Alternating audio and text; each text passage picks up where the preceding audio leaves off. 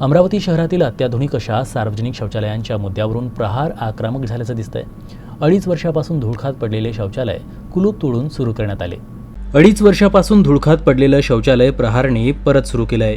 लाडक्या बहिणीने या शौचालयाचं उद्घाटन केलं, तसेच बँड वाजवत अमरावती महानगरपालिकेचा निषेधही यावेळेस करण्यात आला।